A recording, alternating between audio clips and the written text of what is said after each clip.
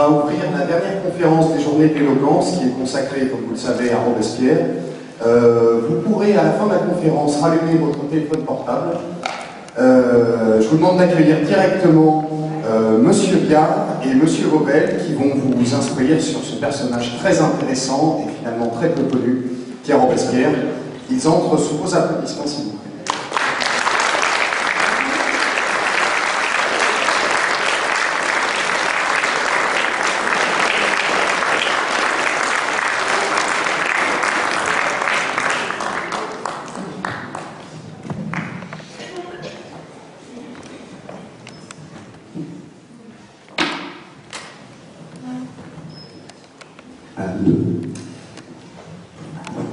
Bonjour et bienvenue à toutes et à tous. C'est avec un immense plaisir que les journées d'éloquence, en partenariat avec le Cercle Politique Aixois, vous accueillent dans ce superbe amphithéâtre Darius Milhaud pour la 5e et dernière conférence de ce festival. Public Aixois, nous souhaitons vous remercier pour votre déplacement, en lequel nous voyons une manifestation indubitable de votre intérêt, votre attachement, voire votre passion pour la Révolution française, jeunesse de notre histoire. Et Dieu sait que si cette dernière est passionnante, c'est en partie qu'elle regorge de grandes figures, d'hommes et de femmes qui, par leurs discours et leurs actes, ont su infléchir le cours de l'histoire et impactent toujours notre imaginaire commun. Nous nous sommes intéressés, lors de précédentes conférences, à des personnages comme le comte de Mirabeau, Olympe de Gouges ou encore un certain Danton. Mais cette présentation des grandes figures de la Révolution serait pour le moins incomplète si elle ne comprenait pas l'homme qui en fut le plus controversé, quoique probablement le plus fascinant. Vous l'aurez compris, c'est de Maximilien de Robespierre dont il est question et dont nous allons parler ici. Alors, une salle magnifique, un public imprégné d'histoire, probablement la plus grande figure de la Révolution française pour thématique. Ce tableau idyllique sera agrémenté de la présence de nos deux conférenciers de prestige, pour lesquels je vous demande de faire un tonnerre d'applaudissements et que Charles va vous présenter maintenant.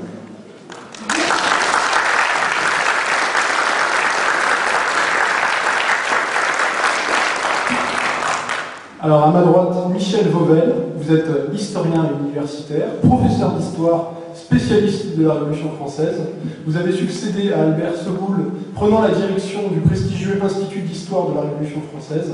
Vous avez également présidé la commission de recherche scientifique pour la célébration du bicentenaire de la Révolution, et vous avez écrit de nombreux ouvrages, dont notamment Religion et Révolution, la déchristianisation de l'an 2, ainsi que 1793, la Révolution contre l'Église, de la raison à l'être suprême.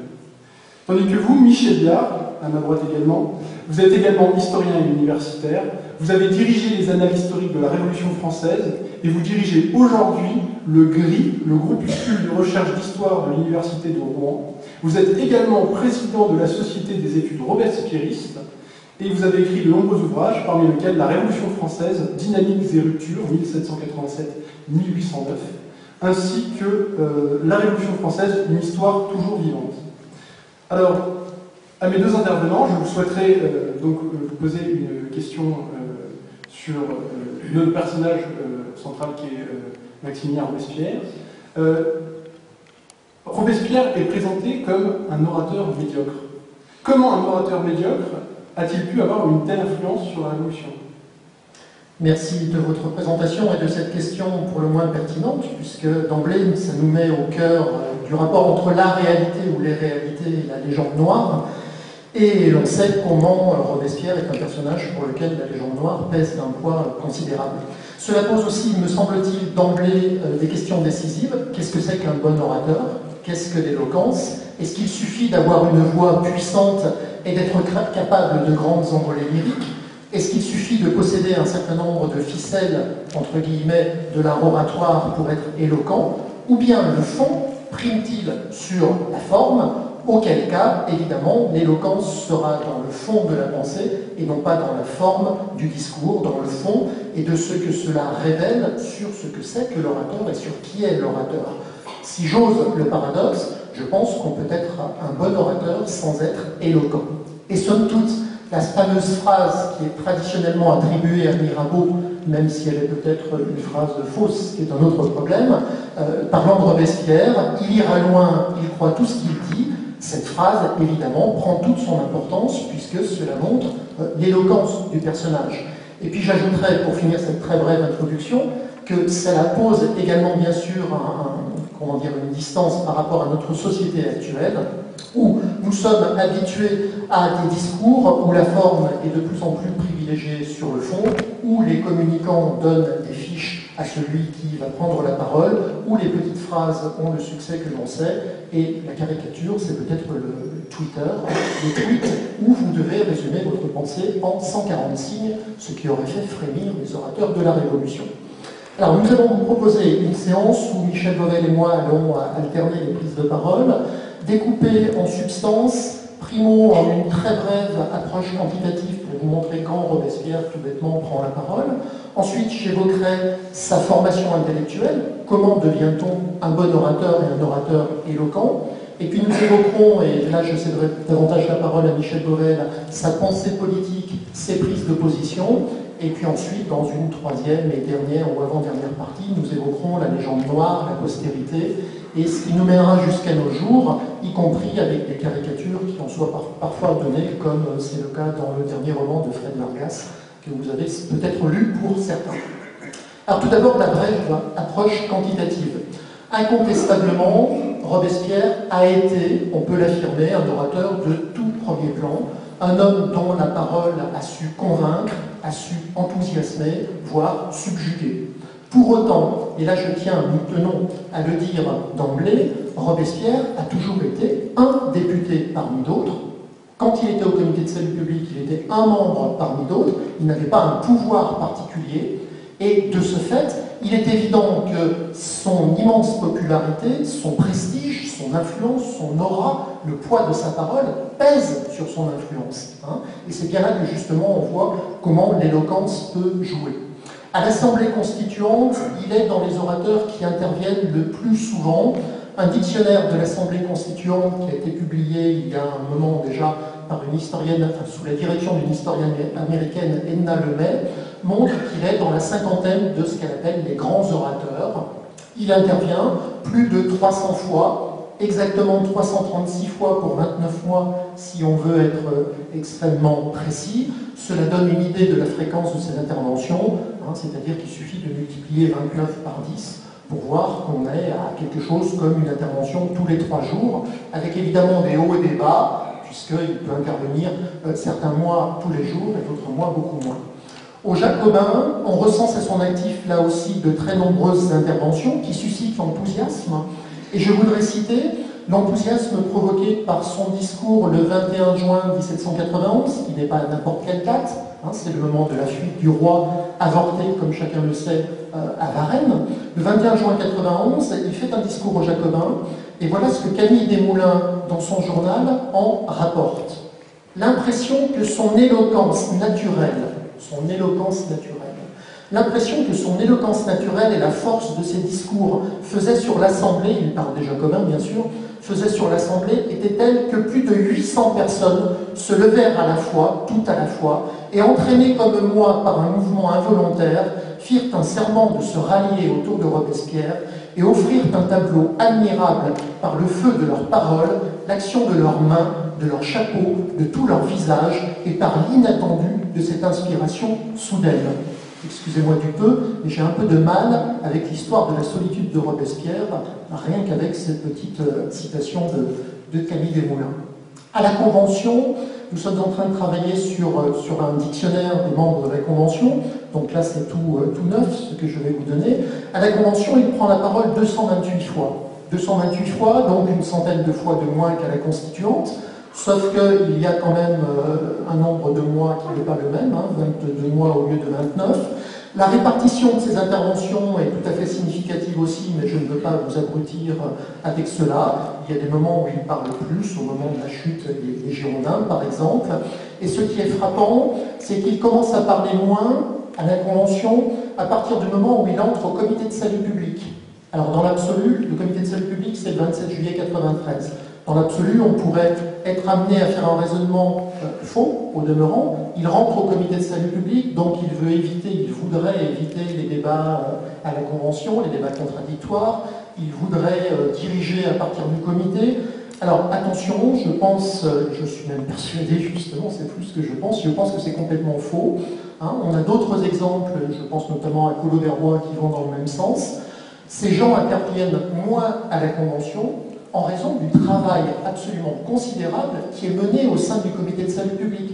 Il faut avoir en mémoire que les membres du comité de salut public, entre leur participation aux séances de l'Assemblée, leur participation au comité, leur visite également, bien sûr, et leur participation aux Jacobins, ces gens-là dorment et mangent, autrement dit, ont des loisirs, entre guillemets, quelques heures par jour. Donc la baisse des interventions à la Convention, ce n'est pas une volonté d'éviter le débat, c'est beaucoup plus prosaïquement la lourdeur du travail au comité. Voilà ce que je voulais vous dire. Alors maintenant, sur quoi s'exprime-t-il, quand s'exprime-t-il, quel est le fond de sa pensée, nous y reviendrons tout à l'heure. Et je voudrais maintenant vous dire quelques mots, avant de céder la parole à Michel Vauvel sur la pensée politique, sur la formation et le style de Robespierre, donc avant la Révolution, somme toute. Pourquoi ? Parce que tout un chacun, toute une chacune, n'oublions pas les dames, peut avoir ou ne pas avoir des facilités oratoires. Certes, Madame Nature peut jouer. En revanche, un grand orateur ne s'improvise pas. Cela nécessite un apprentissage, cela nécessite une excellente formation, et les deux intervenants là, qui sont nos voisins, en savent quelque chose à Sciences Po, j'imagine. Et Robespierre a reçu une excellente formation au collège de sa ville, à Arras, puis surtout au collège Louis le Grand, où il est envoyé à Paris grâce à une bourse. Il y est remarqué, notamment par son professeur de rhétorique, qui l'aurait d'ailleurs surnommé le Romain. Il y découvre, via ses maîtres, ce que l'on découvre dans les collèges à l'époque, l'art de l'éloquence antique, dont il se nourrit de Cicéron, il se nourrit de Plutarque, et c'est là qu'il découvre qu'un bon discours doit être fait avec des règles. Il découvre qu'un bon discours doit mobiliser tout à la fois le logos, autrement dit les arguments, leur mise en forme logique, la rationalité d'une démonstration, doit mobiliser le pathos, il s'agit aussi pas seulement d'être logique, mais de faire naître l'émotion dans l'auditoire, et il découvre, bien sûr, que le bon discours doit maîtriser également l'éthos, c'est-à-dire la manière dont l'orateur lui-même se met en scène et se montre son caractère, montre ses vertus. Il découvre également que l'art d'écrire renforce, bien sûr, l'art de se faire lire et l'art de se faire écouter, l'art de mener un raisonnement, d'argumenter avec ordre, mais aussi avec sensibilité pour mieux convaincre un auditoire. Entre 1771 et 1776, son nom figure presque toujours parmi la liste des prix distribués. Il est si passionné par la rhétorique et par son professeur qu'il suit les cours de rhétorique pendant 2 années. Là où normalement dans un parcours c'est 1 année. Alors pareil, on pourrait aussi écrire n'importe quoi, il a redoublé, dirait-on aujourd'hui. Pas du tout. Il suit ça 2 ans de suite parce que c'est un programme fondamental et qu'il veut l'approfondir. On sait la petite histoire, la petite anecdote de la pseudo-rencontre avec Louis XVI revenant du Sacre en 1775.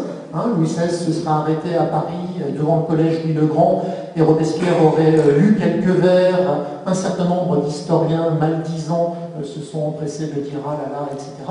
Inutile de vous dire que ça pose un léger problème, puisque quand Louis XVI revient du Sacre à Reims en 1775, il regagne directement Versailles sans passer par Paris, ce qui pose quand même un tout petit problème de logique.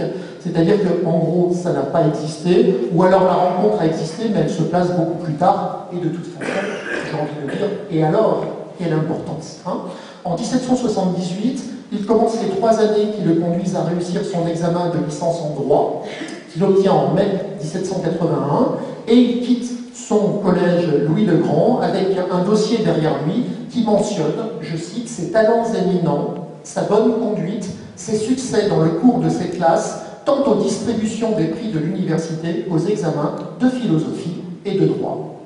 L'éloquence de ce brillant élève est ensuite développée au barreau d'Arras, où il est admis en novembre 1781 et il devient avocat, comme son père et son grand-père l'étaient avant lui. Et là, il va très vite obtenir une première célébrité. Alors, c'est la fameuse histoire du paratonnerre que d'aucuns parmi vous connaissent sans doute, en 1783, qui lui vaut d'être remarqué bien au-delà de sa province de l'Artois. Dès la fin 1782, le propriétaire du paratonnerre mis en cause par ses voisins qui ont fait un procès, s'appelle Vissery, il est lui aussi avocat. Ce propriétaire écrit à Benjamin Franklin, en parlant de Robespierre, « Il est l'un des plus éloquents, j'insiste sur le mot, l'un des plus éloquents plaideurs d'Arras. Il emporte le procès en mai 1783 et il obtient un écho dans le monde des lettres. Alors je vous cite quelques petites citations juste le Mercure de France, qui mentionne sa plaidoirie et qui note « Monsieur de Robespierre, jeune avocat d'un mérite rare, a déployé dans cette affaire qui était la cause des sciences et des arts une éloquence et une sagacité qui donnent la plus haute idée de ses connaissances. » Deuxième citation, la dernière, je vous rassure, le journal des savants qui note « Monsieur de Robespierre a traité son sujet avec beaucoup d'érudition et d'esprit et il mérite la reconnaissance des savants. » On est en 1783. En 1784, il obtient un second prix à une question posée par l'Académie de Metz sur la question des peines infamantes. Le lauréat du concours n'est autre que Lacretel, qui est un homme de lettres déjà d'une réputation importante. Et le commentaire du journal L'Année littéraire sur Robespierre me semble des plus intéressants. L'Année littéraire note ceci. Vous trouverez dans son discours, il parle de Robespierre bien sûr, vous trouverez dans son discours la raison parée des charmes de l'éloquence, la force jointe au sentiment, la profondeur du philosophe et toute la chaleur d'une âme patriotique vivement pénétrée de l'amour de l'humanité. En un mot, cet ouvrage doit faire le plus grand honneur à Monsieur de Robespierre, et comme orateur, et comme citoyen. Je vous rappelle qu'on est en 1784. Alors excusez-moi du peu, mais si je reprends et que je découpe, pardonnez-moi le mot, que je saucissonne cette citation de l'année littéraire, que trouve-t-on? Le logos, je reprends les mots de la citation, le logos, la raison, la profondeur, la force. Le pathos, je reprends les mots de la citation, les charmes, le sentiment, la chaleur. L'éthos, je reprends les mots de la citation, l'âme patriotique. Alors vous allez penser que j'en fais trop. Non, en janvier 93, Robespierre lui-même, dans une lettre, écrit « L'éloquence suppose de l'âme. L'éloquence suppose de l'âme. » Aucun rapport avec l'art oratoire. L'éloquence suppose de l'âme. Je me souviens encore de la définition que Cicéron donne de l'orateur. Vir probus, dicandi peritus, un homme de bien, habile à parler. Excusez-moi du peu, mais il y a homme de bien. Si on prend la citation et qu'on enlève probus, je pense qu'elle est largement changée. Alors, comme nombre d'hommes de son temps, Robespierre participe aussi à toute une sociabilité dans les sociétés littéraires, dans les académies. Il est membre d'une société qui s'appelle la Société des Rosati à Arras, où il fréquente d'ailleurs un jeune homme qui s'appelle Lazare Carnot et qui sera son futur collègue au comité de salut public, qui lui a droit à un certain nombre de rues dans notre espace public, on en parlera tout à l'heure. Et Robespierre se veut, comme les autres, un homme de lettres, rêve de succès littéraire, et l'éloquence académique diffère profondément du plaidoyer judiciaire. Le plaidoyer judiciaire, somme toute, il s'agit de convaincre pour gagner le procès. Là, l'éloquence académique, l'éloquence de salon, si vous voulez, il s'agit aussi de captiver son auditoire, de le faire sourire, mais sans le faire rire, parce qu'il faut rester dans les limites du bon goût, il faut l'émouvoir, il ne faut pas forcer le trait. Albert Mathiez, dans une conférence donnée en 1912, l'historien Albert Mathiez, publiée ensuite sous le titre, intéressant je trouve, de Robespierre orateur, notait ceci à propos de l'exercice académique: c'est le genre tempéré par excellence, celui qui achève d'affiner et de polir un talent. Et je crois que l'on peut ajouter que des centaines d'hommes de plume, plus ou moins amateurs, se sont risqués à ce type d'exercice à l'époque, c'est-à-dire l'exercice dans les salons, dans les académies. Il suffit de lire l'Almanach des Muses, publié chaque année, pour voir qu'il y a des dizaines et des dizaines de poèmes ou de prose de ce type. Bon, simplement, ils ne sont pas devenus pour autant des orateurs de premier plan pendant la Révolution. Or, cet art consommé du discours à l'écrit comme à l'oral, Robespierre le possède. Je crois qu'à la limite, il suffit aujourd'hui de relire ses œuvres. Et même à la limite, on parlera tout à l'heure de la légende noire, certaines caricatures qui sont données de lui immédiatement après sa mort lui rendent un hommage sans le faire exprès. Dernière citation, le 13 Thermidor, vous recorderez que c'est juste après la mort. Le 13 Thermidor en deux, dans un journal on peut lire « Il savait adoucir avec art sa voix naturellement aigre et criarde, et donner de la grâce à son accent artésien, évelant pour les artésiens, avec son accent artésien, un peu plus loin l'auteur dit, à propos de sa manière de parler, qu'elle était tantôt harmonieusement modulée, tantôt âpre. » C'est un portrait charge, qui veut le montrer comme un médiocre, qui veut le montrer comme un hypocrite, mais qui montre quoi également? Qu'il sait moduler sa voix, qu'il sait faire un discours, qu'il sait convaincre son auditoire. Autrement dit, Robespierre, orateur éloquent, Je ne sais pas si je vous en ai convaincu d'ores et déjà, mais j'affirmerai, oui, il l'est assurément. Bon, reste à savoir ce qu'il dit, quel est le fond de sa pensée, quel est le fond de ses discours, et vous allez voir, à travers ce que va dire maintenant Michel Vauvel, à qui je vais céder la parole, que si, finalement il y a deux choses qui sont des constantes. Dès le début, dès les premiers mois de la Révolution, il prend position comme un homme qui se place comme un défenseur des plus humbles, des plus petits, des plus pauvres, des plus indigents. Utilisez ce que vous voulez comme vocable, la réalité n'en sera pas moins la même. Et puis je crois qu'il apparaît également, et tu vas nous le dire, je crois, comme l'un des meneurs majeurs dès la Constituante, de l'aile gauche de la Constituante, ceux qu'on appelle l'aile gauche du Parti patriote, et qui sont souvent désignés, et le mot est intéressant, sous l'appellation de démocrates. Alors, nous avons parlé de la forme, parlons maintenant du fond. Alors, vous en avez parlé, quelle est la pensée politique de Robespierre? A-t-elle subi des inflexions pendant la Révolution? Par quel discours arrive-t-il à la faire passer? Donc, quelle est sa pensée politique? Et puis, une question bonus, qui est, je sais que c'est une question glissante, mais Robespierre peut-il être considéré comme un précommuniste?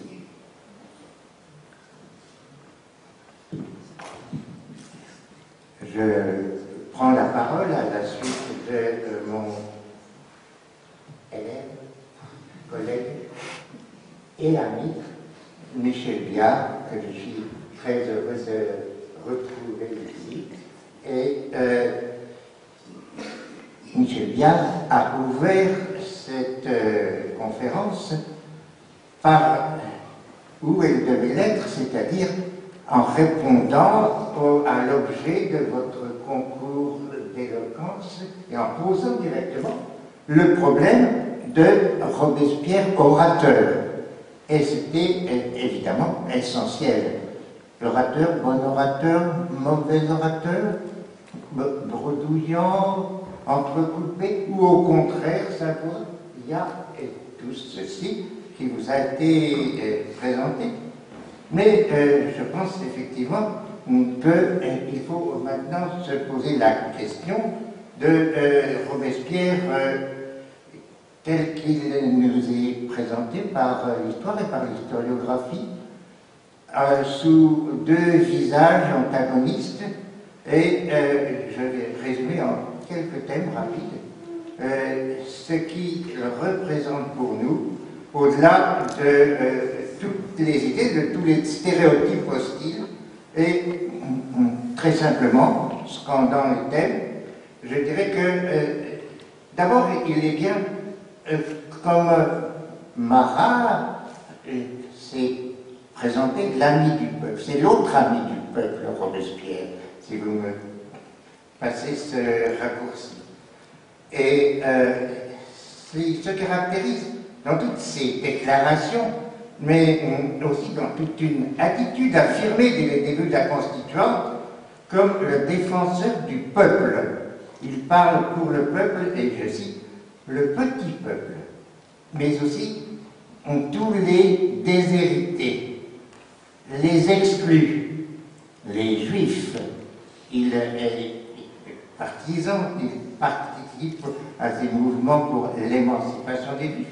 Les comédiens, dans leur statut méprisé, et les esclaves, les soldats et leurs familles, la famille des soldats sur laquelle ils se penchent, ce Robespierre constituant se trouve ainsi en fidélité avec ce qu'il était à la veille de la Révolution, lorsqu'il a rédigé à Arras le cahier de doléances des savetiers mineurs de la ville d'Arras, prêtant sa plume au plus modeste de ses artisans. Et écrivant dans son appel à la nation artésienne, dénonçant ceux, je cite, qui spéculent sur la misère et l'ignorance de ces hommes qui habitent notre ville et nos campagnes et qui sont absorbés tout entiers par les soins qu'exige la conservation de leur existence. Eh bien, ces hommes, il les a défendus jusqu'au bout. Et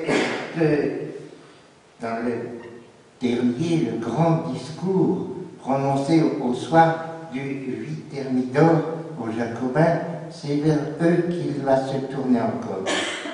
Elle existe, cette ambition généreuse de fonder sur la terre la première république du monde. Cet égoïsme des hommes non dégradés qui trouvent une volupté céleste dans le calme d'une conscience pure et dans le spectacle ravissant du bonheur public. Vous la sentez en ce moment dans vos âmes, je la sens dans la mienne. Lyrisme, dira-t-on, mais ce Robespierre en perruque poudrée, qui gardera toujours les apparences extérieures de la responsabilité, il n'a pas hésité à dire, quand il le fallait, c'est-à-dire en 1792, ça vous semblait paradoxal, nous sommes les sans-culottes et la canaille. Avait-il le droit? En tout cas, il est présent comme le protecteur des sans-culottés de la canaille, liant son sort à celui du peuple et du petit peuple en posant non seulement les bases, les thèmes de la démocratie ou de l'idéal démocratique, et ils ne sont pas très nombreux à la Constituante. Ils sont combien? 2, 3.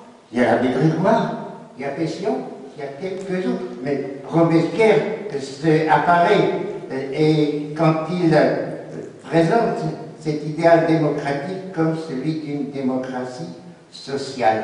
Écoutons-le là encore. Le peuple, quel autre obstacle y a-t-il à l'instruction du peuple? La misère. Quand le peuple sera-t-il donc éclairé? Quand il y aura du pain. Que les riches et le gouvernement cesseront de soudoyer des plumes et des langues perfides pour le tromper. Lorsque leur intérêt sera confondu avec celui du peuple, quand leur intérêt sera-t-il confondu avec celui du peuple? Jamais.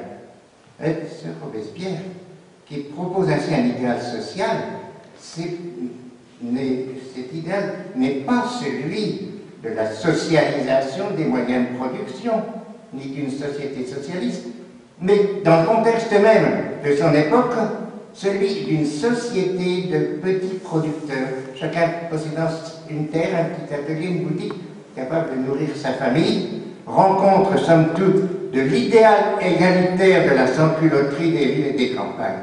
Et il met en forme leurs aspirations, et telles qu'on les retrouve à travers les 4 articles qu'il a proposé d'adjoindre à la Déclaration des droits de juin 1793. Des articles, je les résume: la propriété et le droit qu'a chaque citoyen de jouir et disposer de la portion des biens qui lui est garantie par la loi.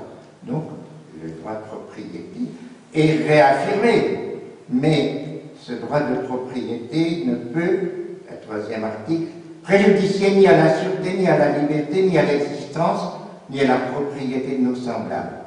Toute possession, article 4, tout trafic qui viole ce principe est essentiellement illicite et immoral. Ici s'exprime toute une philosophie, celle même que Saint-Just résumera dans ses institutions républicaines: il faut que l'homme vive indépendant. Donc Robespierre, démocrate, de Robespierre, l'homme de la démocratie, mais d'une démocratie sociale, c'est aussi, pour faire vite dans ce registre, un patriote. Si vous me permettez l'expression, dans son aspect paradoxal et apparemment contradictoire, c'est un patriote universaliste. C'est l'homme qui s'est battu pour la paix, il s'est battu contre le péril de guerre, il s'est battu contre l'engagement de la Révolution dans une aventure belliqueuse vers laquelle se tournait joyeusement et imprudemment le parti de la Gironde et d'autres encore. Et contre la guerre, Robespierre a argumenté, il a dénoncé, et là je le cite encore, l'esprit de despotisme et de domination naturelle aux militaires de tous les pays. Mais l'auteur clairvoyant qui a dénoncé la guerre est aussi celui qui, lorsqu'elle a éclaté, lorsque la France a été envahie, l'a gérée avec ténacité, avec obstination, et jusqu'au bout, à l'intérieur du comité de salut public. Alors voilà 2 visages de Robespierre qui coexistent. Le pacifiste, l'universaliste aussi, qui proclame que le langage de la Révolution française n'est point réservé à un peuple français lui-même, et s'adresse à toute l'humanité. On colle ses rencontres avec la philosophie même de la Révolution. De même qu'il est en même temps patriote et universaliste, Robespierre nous apparaît comme légaliste, le partisan de la Révolution, mais en même temps de la nécessité de la démarche révolutionnaire. On l'a dit, on l'a rappelé, il n'a jamais poussé à l'insurrection, on ne le voit pas présent dans les grandes journées. Mais c'est aussi celui qui, lorsqu'il prend conscience que l'insurrection est devenue nécessaire, l'accepte, l'appelle et exprime ce devoir d'insurrection qui reflète pour lui la nécessaire alliance, il le dit, et je le cite là encore, du peuple et des bourgeois. Dans cette bourgeoisie montagnarde à laquelle il appartient, et qui a compris que cette seule politique d'alliance était le moyen de sauver la Révolution, bien c'est cette stratégie d'alliance qui exclut toute idée d'opportunisme, mais que nous voyons apparaître l'autre trait de la personnalité de Robespierre que j'exprimerai en termes d'exigence morale.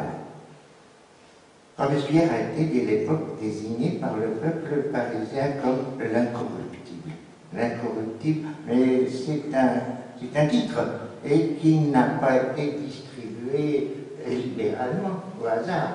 Il y a eu deux incorruptibles et dont l'un s'est effacé par la force des choses, des questions, mais Robespierre est resté l'incorruptible, c'est l'homme de l'engagement jusqu'à la mort.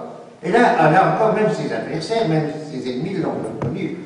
On vous a cité Mirabeau, il ira loin, il croit tout ce qu'il dit. Et le Courrier de Provence, le journal de Mirabeau, ajoutait « Tous les partis s'accordent à rendre à M. Robespierre la justice qu'il n'a jamais renié les principes de la liberté, et il n'est pas beaucoup de membres dont on puisse faire le même éloge. » Camille Desmoulins disait de Robespierre qu'il était le commentaire vivant de la Déclaration des droits. Et Adrien Duport a affirmé qu'il occupait à la Constituante une chaire de droit naturel. Alors sont multipliés les citations et les exemples. Barrère, qui lui aussi s'est tourné vivement, brutalement contre lui en Thermidor, il a reconnu, il fut toujours sévère comme les principes et la raison. Et enfin, je crois que le plus explicite, c'est Dubois-Crancé, qui a eu un conflit très âpre et qui pourtant a dit « Jamais ses plus grands détracteurs n'ont pu lui reprocher un instant d'égarement. Tel qu'il fut au commencement, tel on le retrouva à la fin. Les calomnies et les outrages même ne l'ont jamais rebuté. Je l'ai vu résister à l'Assemblée entière et demander en homme qui sent sa dignité que le président la rappelât à l'ordre. » Là, on se prend à évoquer la séance qui devait être un peu tumultueuse. Mais pour conclure, Robespierre fut un rocher inexpugnable. Chez Robespierre, cette fermeté, cette incorruptibilité repose sur une intime conviction. Et nous introduisons un autre thème bien central, qui est une croyance en la vertu. Une croyance en la vertu telle qu'il l'exprime lui-même. Donnons-lui la parole après avoir écouté les autres, les témoins. L'âme de la République, c'est la vertu. C'est l'amour de la patrie. Le dévouement magnanime qui confond tous les intérêts dans l'intérêt général. Les ennemis de la République, ce sont les lâches égoïstes, ce sont les ambitieux et les corrompus. Et c'est plus pour la vertu. Vous savez qu'il l'a mené jusqu'au bout, jusqu'à la fin, jusqu'à cet engagement suprême qui nous laisse sur ce dernier adieu. C'est pas des très bons vers, mais c'est justement la flamme. Le seul tourment du juste à son heure dernière, et le seul dont alors je serai déchiré, c'est de voir en mourant la pâle et sombre envie distiller sur mon front l'opprobre et l'infamie, de mourir pour le peuple et d'en être abhorré. C'est à partir de ces traits brièvement rappelés, mais il fallait le faire quand même, de bout en bout, car ils ont été pour longtemps adultérés, que l'on peut réfuter terme à terme les points de l'argumentaire Robespierre dictateur, mais il se caractérise par une politique d'un étonnant légalisme. Qui ne se souvient, c'est peut-être ne l'avez-vous pas vu, d'avoir reproduit la signature inachevée de Robespierre au soir du 4 Rome. Il n'a pas signé l'appel à l'insurrection et au soulèvement de ses partisans. Car finalement, il reste l'homme qui respecte jusqu'au bout la légalité même du régime de la Convention. Et plus que d'une dictature personnelle, c'est bien d'une direction collégiale qu'il s'agit dans le gouvernement du comité de salut public, où les tensions, mais aussi la solidarité, ont été l'âme de la victoire. Alors, bon, Robespierre terroriste, moi je ne vais pas tenter de l'innocenter, en rappelant les responsabilités des autres, celles du comité de sûreté générale, en rappelant aussi les responsabilités dans la grande flambée terroriste de Prairial et de Messidor, au cœur de l'été, de ceux qui ont eu intérêt pour affaiblir la position même du gouvernement révolutionnaire à alourdir le bilan tragique de la terreur. Ces arguments pourraient se développer, on les retrouvera si vous le voulez, mais rappelons qu'il n'a pas été de ceux qui ont poussé à la terreur gratuite, mais qui a été de ceux qui, au contraire, ont porté sur les représentants en mission les plus terroristes, Fouché ou autres, le regard le plus vigilant, le plus sévère. Et c'est cela aussi qui ne lui a pas été pardonné en Thermidor. Alors, solidaire de la terreur, oui, elle n'a rien toutefois de sanguinaire, c'est une contradiction, certes, mais une contradiction à comprendre qui s'inscrit entre le Robespierre qui, sous la Constituante, avait demandé seul le premier en avance l'abolition de la peine de mort, et celui qui, par la force des choses, sera chargé d'appliquer la politique même de la terreur. J'en viens, et ce sera mon dernier thème pour le moment, à cette inculpation qui se retrouve chez les grands historiens, notamment ceux de l'époque romantique, Mignet et Michelet, qui ont fait le pontife de l'être suprême. Et il s'en est justifié. Il a expliqué à quoi répondait pour lui le recours qu'il formule dans son célèbre discours du 18 février l'an 2, en faisant décréter que le peuple français reconnaît l'existence de l'être suprême et l'immortalité de l'âme. Pour Robespierre, dans le système de la vertu qui est le sien, l'immortalité de l'âme est la condition nécessaire pour que cette justice qui n'est point sur la terre, la vertu fut toujours en minorité sur la terre, soit réalisée dans un au-delà qu'il imagine. Les bons et les méchants disparaissent de ce monde. Oui, mais pour Robespierre, ils ne doivent pas disparaître de la même façon. L'âme immortelle doit être cautionnée par cet être suprême qui est seul le garant de la vertu qu'il invoque. Et là encore, on ne peut manquer de rappeler ce qu'il nous en dit. Invoquer le nom de la Providence et mettre une idée de l'être éternel qui influence essentiellement sur le destin des nations, me paraît merveilleux d'une manière c'est un sentiment de mon cœur, un sentiment qui m'est nécessaire. Et comment ne me serait-il pas nécessaire à moi qui livrais dans l'Assemblée constituante à toutes les passions, à toutes les vives intrigues, me suis soutenu seul avec mon âme. Seul avec mon âme. Bon, sans trop approfondir cette idée encourageante, ce sentiment divin m'a dédommagé de tous les avantages offerts à ceux qui voulaient trahir le peuple. Ainsi, cet être suprême est bien une nécessité de l'ordre de l'éthique, une nécessité de l'ordre de la morale dans la situation tragique où il est enfermé. Je rends la parole. Alors, je crois que vous avez vraiment bien montré le talent d'orateur, en tout cas, qu'avait Robespierre. Vous avez montré que Robespierre a porté finalement son surnom l'incorruptible à bon droit, que c'était un homme idéaliste. Vous avez aussi très brièvement évoqué finalement sa solidarité, en tout cas avec la politique de terreur. La question que je voudrais vous poser maintenant, c'est finalement la Convention, c'est le comité de salut public, tous ces organes, comme vous avez dit, qui étaient des prises de décision collectives. Quelle était la véritable réalité, quelle était la réalité de l'influence de Robespierre? Quel était son pouvoir réel? Qui répond? Allez, je prends la parole. Je ne peux pas l'acclamer. On peut répondre tous les deux de toute façon. Oui. Moi, je voudrais déjà faire un premier point, enfin, première remarque, c'est mes cheveux se hérissent, si tant est que ce soit possible.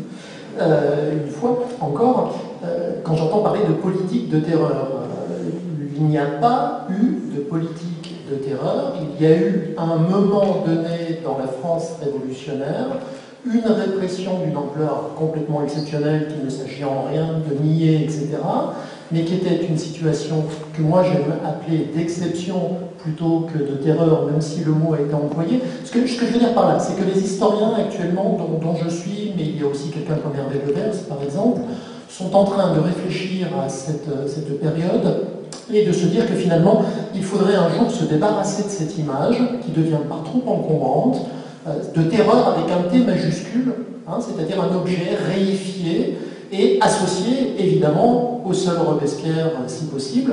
Bon, je voudrais rappeler que les expressions de politique de terreur, de système de terreur, ce sont des expressions qui ont surgi après la mort de Robespierre, au moment où justement les vainqueurs de Thermidor lui ont fait, si j'ose m'exprimer de façon triviale, porter le chapeau de l'ensemble de la répression, et si je m'exprime de façon un peu moins triviale, l'ont transformé en bouc émissaire. Donc je crois que là, il faut mettre les choses au clair. Il n'y a pas eu de politique de terreur. En revanche, il y a bel et bien eu une répression.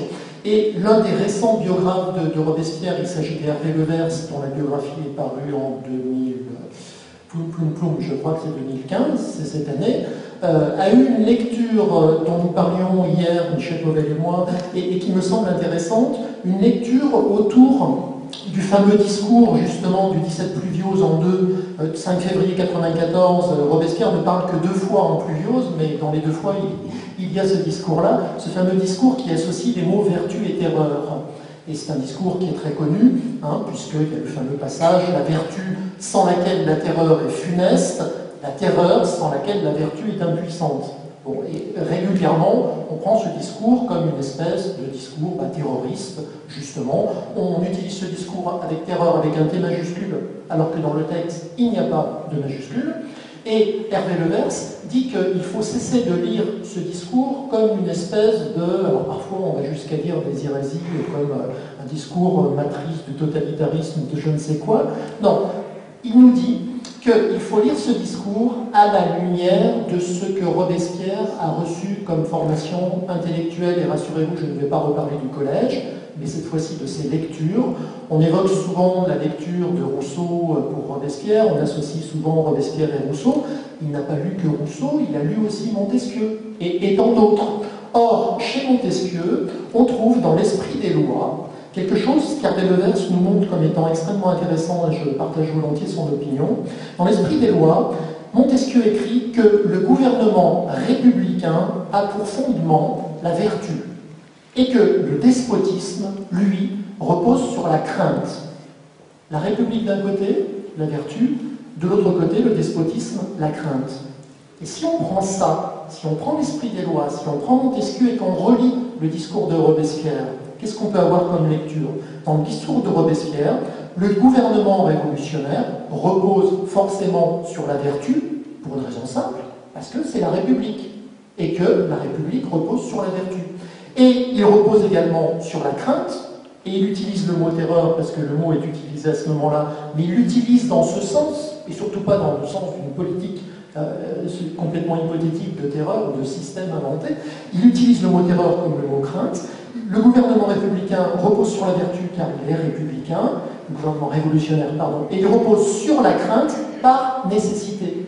Et donc il s'agit là d'un despotisme de la liberté, complètement différent du despotisme de Montesquieu, pour une raison simple, me semble-t-il, c'est que la terreur, la répression si vous préférez, n'est pas du tout l'arbitraire d'un despote, comme chez Montesquieu, mais la répression, la terreur, si vous voulez l'appeler comme ça, c'est la justice de la République sévère, c'est le moins qu'on puisse dire, contre ses adversaires. Et avec une lecture comme ça, il me semble qu'on évite les erreurs d'appréciation par trop contemporaines et qu'on se remet, je crois, dans l'idée de l'époque. Hein. Alors, je ne sais pas si j'ai répondu à votre question, que j'ai fini par oublier en cours de route. Bon, mais ça nous amène de toute façon, bon an, mal an, à l'idée de la légende noire de Robespierre, dont on va peut-être parler à présent, sauf si tu veux rajouter quelque chose sur ce thème. Non, bon, la légende noire de Robespierre, vous l'aurez compris, elle est fondamentalement née, s'est développée en tout cas après sa mort en Thermidor, et on pourra aussi reparler, si vous le voulez, dans la discussion tout à l'heure de sa mort, puisque c'est un dossier que j'ai ouvert il n'y a pas très longtemps, hein, suicide ou pas suicide, et ça c'est très important, je crois, la mort chez Robespierre, y compris la sienne, et les discours de Robespierre sur la mort. Bon, la légende noire de Robespierre, à la limite, elle commence dès la Révolution. Pourquoi? Je vous donne un exemple tout simple sans aller trop loin. Au tout début de la Révolution, dans les journaux, on l'appelle souvent Robert ou Robespierre. Et c'est une erreur, c'est une coquille. Je veux dire, il y a quasiment 1300 députés aux États généraux et donc à l'Assemblée constituante. Les journalistes ne les connaissent évidemment pas tous par cœur. Et donc on se trompe très régulièrement sur les noms. En soi, vous allez penser, on s'en moque, c'est complètement inintéressant. Sur quoi vous n'aurez pas complètement tort. Sauf si quoi? Sauf si la coquille typographique presque, hein, ou l'erreur dans le nom, devient une erreur réutilisée. Or, Robespierre écrit Robert ou Robespierre dès 1790 dans un journal parmi les plus violemment hostiles à la Révolution, pour ne pas dire contre-révolutionnaire pour appeler un chat, qui s'appelle Les Actes des Apôtres, les apôtres étant les jacobins hein, qui vont faire Enfin bon, passons. Dans les Actes des Apôtres, on commence à l'appeler Robespierre en disant qu'il a une parenté avec Robert, François, Damien, celui qui a porté un petit coup de couteau à Louis XV et qui a été exécuté comme régicide. Et à l'époque, on ne savait même plus ce qu'on faisait d'un régicide. Donc on a ressorti les dossiers de Ravaillac hein, et de Jacques Clément. Et vous savez qu'un régicide, le supplice est un petit peu horrible. Hein, c'est l'écartèlement vif. Et je vous passe les détails. La guillotine, c'est humanitaire à côté.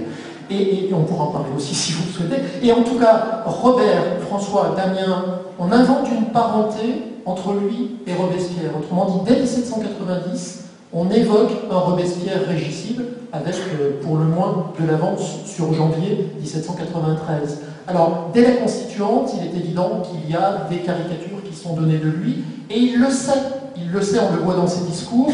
Le 23 février 1790, il est interrompu dans une de ses interventions, et il dit ceci: « Je ne suis point découragé par ceux qui m'interrompent, je me propose même de dire d'autres vérités qui exciteront bien d'autres murmures. » Autrement dit, vous pouvez m'interrompre, je pense dire la vérité, je pense être sur une idée de vérité, et je n'en démordrai point, je continuerai à me battre, fût-ce au prix d'un engagement politique qui va jusqu'au prix de ma propre vie.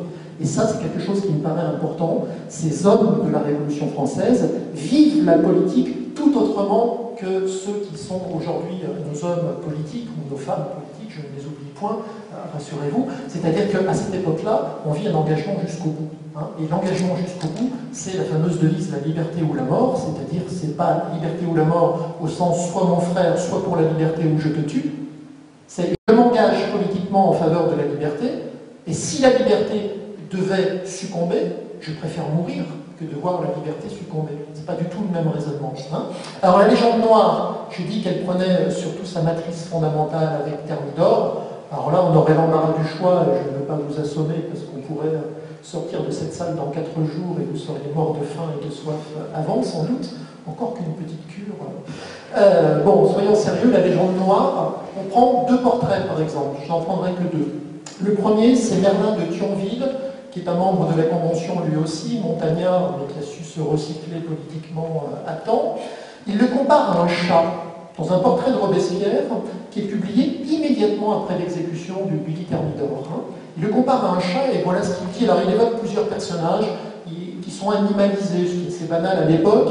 Il évoque une tête de lion pour Mirabeau, une tête de dogue pour Danton, une tête d'aigle pour Marat. faites attention, ne vous méprenez pas, à ce moment-là, Marat est toujours considéré comme un martyr et sur le point de rentrer au Panthéon. La dépanthéonisation va venir après. Et quant à Robespierre, il lui donne donc une tête de chat, et voilà ce qu'il écrit. Robespierre avait celle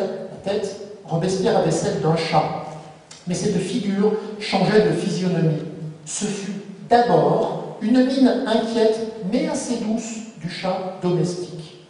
Ensuite, la mine farouche du chat sauvage, puis la mine féroce du chat tigre. Et là, le choix du chat n'est pas innocent, et vous le comprenez pourquoi, parce que le choix du chat, c'est le choix du félin, et que le choix du félin nous amène tout droit au bestiaire fantasmé du temps, et dans le bestiaire fantasmé du temps, le tigre figure comme un animal particulièrement odieux, parce qu'il est réputé, plus ou moins à juste titre d'ailleurs, être assoiffé de sang, et surtout avoir la faculté de tuer pour tuer, c'est-à-dire pas tuer pour se nourrir, mais tuer pratiquement par jeu. Et puis la deuxième citation que je ferai, et là je saute par-dessus les décennies, c'est une citation qui est de Charles Nodier. Charles Nodier, donc en 1831, dans ses souvenirs, épisodes et portraits pour servir l'histoire de la Révolution et de l'Empire, qui passe du tigre à la hyène. Et là ça m'intéresse parce que la hyène est elle aussi un animal réputé pour sa férocité et son goût du sang.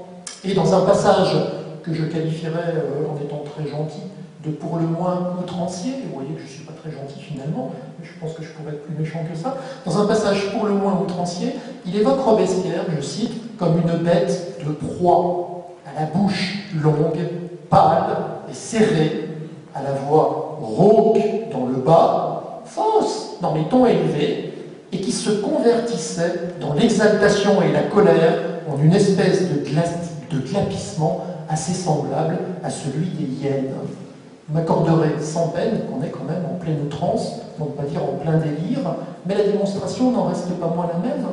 C'est-à-dire que ce soit le tigre ou que ce soit la hyène, Robespierre, animalisé, est un animal dangereux. Alors la légende noire, j'ai dit qu'on pourrait continuer très longtemps, Robespierre a eu aussi ses défenseurs dès le 1er 19e siècle, et là Michel Beauvel va peut-être en parler davantage et mieux que moi, donc je vais lui laisser la parole. Mais justement, ce qui est intéressant, c'est que la légende noire dans laquelle on vit encore très largement, il suffit, on en parlera peut-être tout à l'heure, de se plonger dans le dernier roman de Fred Vargas pour s'en convaincre, Dieu sait qu'il y a une belle caricature, ou dans le film de Vajda sur Danton, qui est aussi un film sur Robespierre, avec une opposition entre deux personnages pour le moins caricaturés aussi.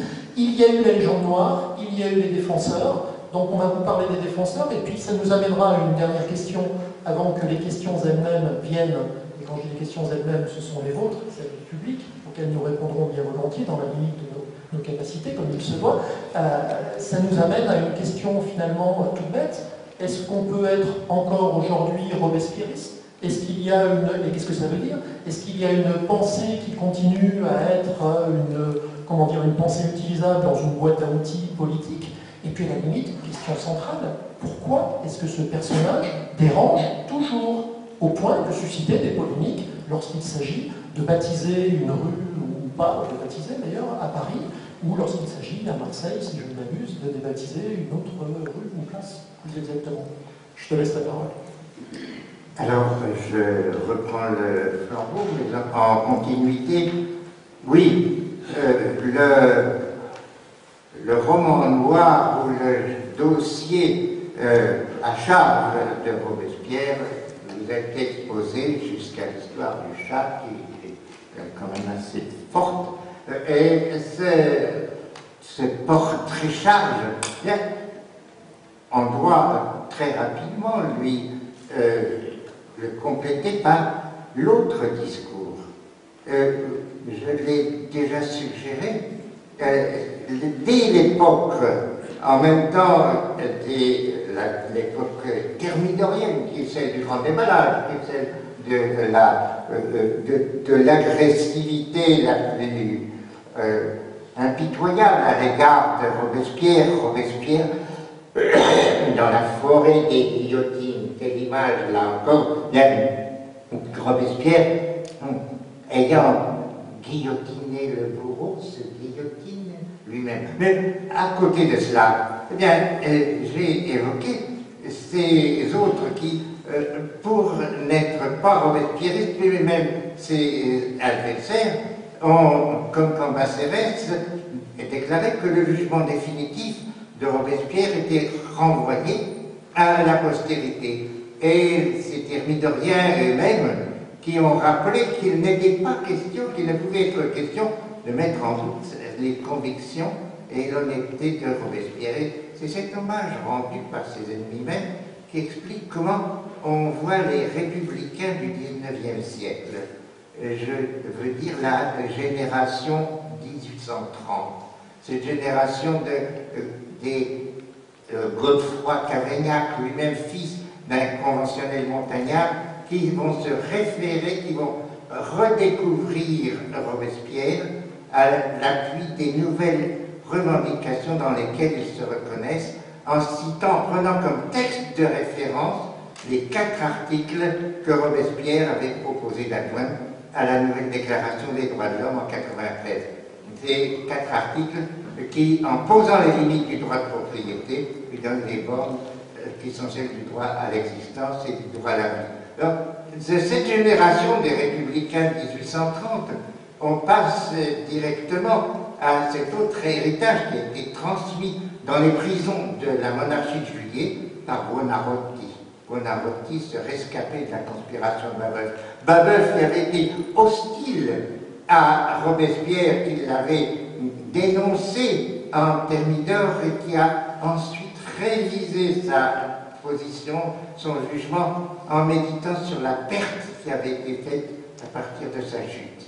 Eh bien, cette image positive, cette image revisitée de Robespierre, au temps même où on recueille les mémoires de sa sœur, eh bien, on rappelle que cette relecture n'est pas linéaire. Chez les historiens romantiques, de Michelet à Quinet, certains et les plus grands ont pris leur distance vis-à-vis de l'incorruptible en lui adressant ces reproches qui vont au-delà de l'invective, qui sont fondamentaux. Quinet hostile au grand pontife de l'être suprême pour n'avoir pas, dit-il, achevé le grand mouvement de la déchristianisation en y substituant l'instauration d'une morale civique laïcisée. Et Michelet, bien sûr, sans doute le plus virulent dans la dénonciation même du pontife de l'être suprême. C'est pour lui l'impardonnable. Et les descriptions, les récits de Michelet sur la fête de l'être suprême, son triomphe et son échec sont d'une force encore extraordinaire. Mais ensuite, les fondateurs de la Troisième République, pour reprendre l'expression de Georges Lefebvre, qui est un euphémisme, ont parfois jugé Robespierre compromettant. Et nous dit à Georges Lefebvre, pour que Danton fût exalté, il fallait lui demander Robespierre. Mais il nous rappelle aussi que derrière le duo tragique Danton-Robespierre, autour duquel se cristallise le débat idéologique sur la Révolution à la fin du XIXe siècle, au tournant du XXe siècle, le débat, la partie de ping-pong historiographique entre Hollard et Mathiez, mais c'est une autre série d'enjeux qui se profile en profondeur. À travers la condamnation de Robespierre, c'est l'idéal de démocratie sociale qui se trouve condamné à mise en cause. Et on comprend d'autant mieux que c'est au moment de l'affaire Dreyfus, nous rappelle Georges Lefebvre, alors que se met en place un mouvement pour la défense de la République et des valeurs républicaines, que, dit-il, le souvenir de Robespierre ressuscite. Il ressuscite, dit-il, avec Clémenceau, bien sûr, avec Clémenceau qui dit que la Révolution est un bloc, et dans ce bloc que présente et défend Clémenceau, Robespierre tient sa place. Eh bien, Robespierre a trouvé dans cet horizon de la fin du XIXe siècle un défenseur tout particulier, et c'est évidemment Jaurès. Jaurès qui, dans son histoire socialiste, de la Révolution française à ces pages magnifiques dans lesquelles il nous dit « Je vais m'asseoir à côté de lui aux Jacobins ». Jaurès va s'asseoir à côté de Robespierre aux Jacobins parce que pour lui, avec toutes les nuances et les critiques qu'on peut lui adresser, Robespierre représente quand même l'idéal de la référence ultime d'un républicanisme, d'une attitude de démocratie sociale dans laquelle Jaurès se retrouve en sympathie. Mais je crois que ça fait 1h30 que nous avons commencé. Oui, pas tout à fait. Non, pas tout à fait. Encore une heure. Ah oui, d'accord. Ah oui, très bien. De fait, on n'a pas beaucoup parlé tout à l'heure, Charles vous avez posé en fait la question, mais du réel pouvoir de Robespierre au sein de la Convention et au sein de ce comité de salut public. Nous savons aujourd'hui comme hier qu'il était dans un entre-deux, entre son extrême gauche hébertiste et sa droite antoniste indulgente. Quelle était sa réelle marge de manœuvre? Parce que tout le monde le considère donc comme le seul tyran, le seul à tirer les ficelles de cette terreur. Quelle était sa réelle marge de manœuvre et pourquoi le voit-on aujourd'hui comme le seul maître et despote de cette convention? Oui, alors c'est une bonne question et à la fois c'est une question un peu décalée, hein, pour ne pas dire anachronique, excusez-moi, ce n'est pas une agression de ma part. Ce que je veux dire par là, c'est que c'est un raisonnement qui est par trop contemporain. Hein, c'est-à-dire qu'il ne faut pas voir la Révolution française à travers le prisme qui est le nôtre aujourd'hui, c'est-à-dire des partis politiques, des alliances entre partis, des gens qui changent de parti, des mouvances, etc. Et quand on évoque par exemple Robespierre coincé quasiment entre une plus à gauche, extrême si vous voulez, hébertiste, et puis des gens plus à, alors là j'hésite encore plus, est-ce qu'ils sont vraiment plus à droite, je suis un peu embêté avec les mots, c'est-à-dire les dantonistes, en tout état de cause, les choses ne se sont pas déroulées comme ça. Entre autres pour une raison très simple, c'est qu'à la Convention, Hébert par exemple, n'en déplaise, excusez-moi, vous allez penser que je suis obsédé, même c'est parce que je l'ai lu il n'y a pas très longtemps, et que j'aime bien cet auteur, et que ça me peine d'autant plus, n'en déplaise à Fred Vargas, qui nous fait de Hébert un membre de la Convention, puisqu'il y a un de ses personnages qui joue Hébert, comme s'il était conventionnel. Je rappellerai quand même que Hébert n'est pas député, donc il y a un léger petit problème là aussi. Bon, je veux dire, à l'Assemblée, les hébertistes en soi ne constituent pas une espèce de mouvance qui serait marquée plus à gauche ou plus à l'extrême gauche. Bon, alors maintenant, je reviens à la question centrale. Quel est le pouvoir réel de Robespierre? Je crois qu'à la limite, j'ai déjà quand même répondu. C'est-à-dire qu'il est un député comme les autres. Il a été élu, parce que je vous rappelle qu'on est élu pour siéger dans les comités. Les comités étant non pas des organes de pouvoir exceptionnels ou je ne sais quoi, des comités, il y en a eu dès l'Assemblée constituante, ensuite la deuxième Assemblée législative et évidemment la Convention, la troisième. Les comités, ce sont des groupes de travail qui, en amont du travail de l'Assemblée, préparent le travail de l'Assemblée, c'est-à-dire préparent des rapports sur des futurs projets de décrets, de lois, si vous voulez appeler ça comme aujourd'hui, pour que le travail de l'Assemblée se fasse plus facilement. Donc il y a un comité de la marine, il y a un comité des colonies, il y a un comité des affaires étrangères, et à un moment donné, en avril 1993, on crée un comité dit de salut public. Mais tous ces comités sont composés de députés et exclusivement de députés qui ont été élus pour siéger dans ces comités par l'ensemble des députés. Donc il est élu au comité de salut public, comme les 11 autres puis 10 autres membres du comité sont élus. Et ce comité est renouvelé chaque mois. Alors il y a effectivement une période en l'an 2 où le renouvellement est quasiment automatique, mais là il faut quand même se souvenir aussi des circonstances de l'an 2 sans vouloir réactiver la fameuse thèse des circonstances. Donc au sein de ce comité, il est un membre du comité parmi les autres. On a parfois dit qu'il y avait un triumvirat Couthon, Saint-Just, Robespierre, c'est quand même très largement aussi une invention des thermidoriens qui ont déliré là-dessus aussi en disant, alors justement, Robespierre au centre, ils voulaient se partager la France en trois, Robespierre au centre, Saint-Just au nord. Pourquoi Saint-Just au nord? Parce qu'il est élu du département de l'Aisne et parce qu'il est allé pas mal en mission aux armées du Nord notamment. Et puis Couthon au sud, Couthon dans le Midi, écrit-on à ce moment-là, parce que Couthon est un élu du Puy-de-Dôme et que voilà, on faisait la répartition comme ça. Et puis si c'est un petit peu plus lettré, le triumvirat, on évoque des triumvirats de l'époque romaine, mais en y mettant des personnages qui n'ont pas participé pour autant à un triumvirat. Bon, là je crois qu'on est en pleine manipulation. Je me répète donc, et je le souligne avec force, Robespierre, comme député aussi bien que comme membre du comité de salut public ou comme membre du club des Jacobins, ce qui est hors assemblée, là, cette fois-ci, Robespierre n'a pas un pouvoir particulier, n'a aucun pouvoir supérieur aux autres, sauf un, justement, c'est important pour parler de Robespierre orateur, son aura, son influence, son prestige, de quelqu'un qui s'est marqué politiquement dès 89.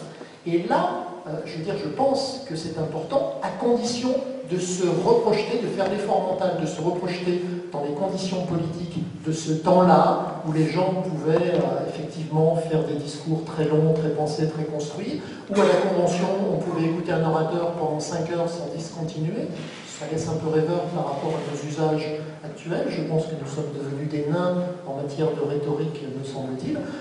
Voilà, si on se place dans cette optique-là, on comprend mieux. Parce que sinon, on tombe très vite dans la caricature.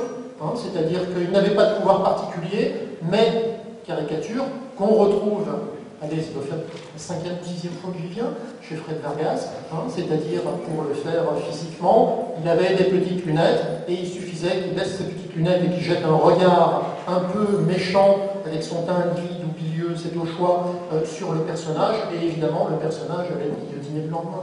Soyons sérieux, c'est pas du tout comme ça que la vie politique, pour l'appeler ainsi, se manifestait pendant la Révolution. Merci. Je te le rendrai à l'instant. Je crois que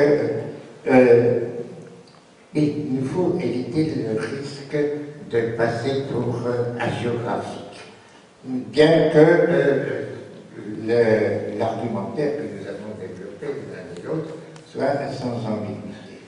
Mais je pense que pour avancer vers les étapes ultimes de notre rencontre, il est important de dire que depuis Michelet, depuis Quinet, mais même depuis Jaurès, encore que, l'histoire a changé. Les méthodes de l'histoire ont changé. C'est-à-dire que, d'une certaine façon, ce débat des géants, ce débat autour des deux personnalités dont Robespierre nous renvoie à une histoire que nous n'écrirons plus, une histoire qui n'est plus la nôtre. Et c'est avec l'ouverture vers d'autres chantiers, par exemple l'ouverture vers cette extrême gauche évertiste qui a été découverte avec les enragés, avec Jacou, avec ce qui est derrière, c'est-à-dire le mouvement populaire, s'est opéré cette mutation, cette transformation de l'historiographie qui conduit aux attitudes et aux prises de position actuelles. C'est donc marquer les limites de Robespierre, comme certains l'ont fait, c'était nécessaire et évident. Robespierre ne remet pas en cause le principe de propriété, mais bien sûr parce que c'est un bourgeois, et un bourgeois de son temps, mais qui a eu la claire conscience de la nécessaire, au moins momentanément, alliance avec les groupes populaires. Robespierre présente, bien sûr, des limites qui l'inscrivent dans l'histoire. Mais c'est aujourd'hui dans un contexte qui a été marqué par la naissance, par l'inscription au début du siècle, au tournant du siècle, de cette résurrection de Robespierre. Elle a été marquée par la fondation de la Société des études robespierristes par Albert Mathiez, et par ce mouvement, cette prise en consistance d'une option, d'une lecture de l'histoire politique et sociale de la Révolution française. Et c'est à partir de ce moment-là que nous pouvons situer, si l'on veut, le débat pour ou contre Robespierre. Qui sont les robespierristes? Eh bien, ils se rencontrent dans l'héritage, dans la continuité de Jaurès, puis du mouvement révolutionnaire, puis de l'extrême gauche, et qui s'affirme en contrepoint de toute une coalition qui va continuer à anathématiser la personne de Robespierre. Alors, cette histoire du Robespierre et le robespierrisme au XXe siècle, dans laquelle nous nous engageons, elle a ses étapes, si vous voulez. Elle a ses éléments, ces événements symboles. Robespierre reste omis par toute une historiographie non seulement académique, mais qui est celle de l'historiographie conservatrice. Et on peut, comme exemple, comme illustration, montrer la difficulté de Robespierre à s'implanter dans la toponymie urbaine. Robespierre n'a pas sa place dans les rues de Paris. Et il faut relire les mémoires de Jacques Duclos pour suivre comment le maire de Montreuil à l'époque attendait avec impatience la progression du métro pour pouvoir donner à une station le nom de Robespierre. Mais Robespierre n'a jamais été admis, et encore aujourd'hui, bien Robespierre reste parmi les personnages référentiels de la Révolution française, dénoncé par une partie, et j'évoquerai dans mes souvenirs personnels, si je vais sans m'y attarder, telle délégation que nous fîmes, je crois que j'étais toujours là avec la libre pensée, auprès de la municipalité de Paris, où nous avons été reçus par l'adjointe au maire de l'époque, c'était déjà Anne Hidalgo, qui nous présenta le rapport d'experts qui avait été établissant que Robespierre n'était pas un personnage incontestable. Et ça, il y a un vrai problème. Qu'est-ce que c'est qu'un personnage incontestable?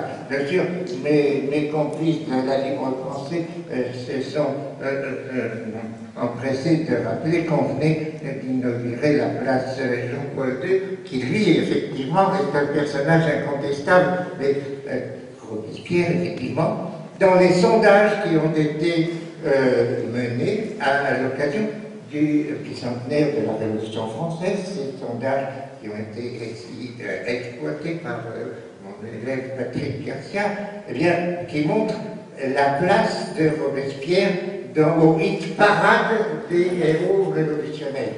Et vous le connaissez sans doute, ce hit parade qui n'est paradoxal qu'en apparence, c'est-à-dire en tête, c'est Lafayette. De Lafayette qui est à 50 sur son cheval blanc, il est à 54%. Bon, après, alors, je n'interroge pas la salle, je serais curieux de ces réponses. En second, vous le connaissez. C'est Bonaparte. C'est Bonaparte, il est à égalité avec Lafayette. Et ensuite, il faut descendre assez bas. Donc, on va trouver que Danton à 31%, et Robespierre. Mais Robespierre avec une caractéristique spécifique, c'est qu'il a 31% de suffrages positifs et il en a 31% de négatifs. Ça, c'est effectivement la définition d'un personnage qui n'est pas incontestable et qui représente justement l'option, la vision, l'adhésion de toute une partie de l'opinion. Et c'est là-dessus que je pense qu'on pourrait faire un tableau du robespierrisme hier et aujourd'hui. Oui, on pourrait même continuer en glosant sur un autre auteur dont j'ai déjà évoqué la mémoire. Comment peut-on être persan? Comment peut-on être robespierriste, à la limite, en 2015? Je rappellerai, pour compléter ce que vient de dire Michel Vauvel, que la Société dite des études robespierristes est née en 1907, qu'elle a fondé une revue, les Annales révolutionnaires, devenue ensuite Annales historiques de la Révolution française en 1908. Il y a eu un premier nom puis ce nom-là, qu'elle existe toujours, puisque j'en suis le très honorable président. Je ne brûle pas de cierge devant une statue de Robespierre tous les matins, je ne bois pas davantage de verre de sang tous les matins. Bon, pour être sérieux, il s'agit simplement du même objectif qui était celui de Mathieu en 1907, c'est-à-dire non pas de procéder à une hagiographie, loin de Mathieu cette idée, je pense, et a fortiori loin de Michel Vauvel et de moi-même. Nous ne sommes pas du tout des hagiographes, et de toute façon, l'historien n'est pas un juge, un avocat, un procureur ou je ne sais quoi, nous sommes historiens, ce n'est pas du tout la même chose. Simplement, cette société, elle continue dans le même objectif qu'était le sien en 1907, c'est-à-dire d'accueillir non seulement des historiens, mais aussi des gens, des citoyens qui tout simplement s'intéressent à la période révolutionnaire, et pas seulement forcément à Robespierre. Elle publie, ce qui était l'objectif initial, les œuvres complètes de Robespierre, ce qui, à mon sens, reste le meilleur antidote à la légende noire. Si on veut chercher à comprendre Robespierre, commençons par le commencement, lisons-le. Il y a 11 gros volumes et on espère en publier très vite un 12e avec les papiers qui ont été acquis par les Archives nationales en 2011. Vous avez peut-être suivi cette affaire à l'époque, de papiers, de manuscrits qui passaient en vente. Et nous avions lancé une souscription pour que ces papiers ne partent pas dans des mains privées ou ne partent pas au-delà des océans. Ils ont été achetés par les Archives nationales et on devrait très vite avoir une publication d'un volume 12, donc des œuvres de Robespierre. Donc aucune hagiographie dans tout ça, simplement la volonté de faire le travail sérieux de l'historien. À partir de là, c'est aussi, dès le début, une société de pensée. Et là, on revient sur ce que disait Michel Vauvel, c'est-à-dire qu'à la limite, on pourrait poser la question un peu de façon, comment dire, comme quand on met quelque chose dans le cou qui gratte, pour gratter un petit peu les choses. Pourquoi finalement ce personnage dérange-t-il toujours autant aujourd'hui? Alors certes, il y a le poids écrasant de couches et de couches et de couches de légendes noires accumulées qui associent Robespierre au mot terreur. Vous sortez dans la rue, vous faites un sondage, pour vous Robespierre égale quoi? Et vous allez avoir guillotine, vous allez avoir terreur, vous allez avoir dictateur, etc. Bon, ça, je crois qu'il faut toujours encore et encore se battre contre ça, sans pour autant tomber évidemment dans le contraire, c'est-à-dire la géographie.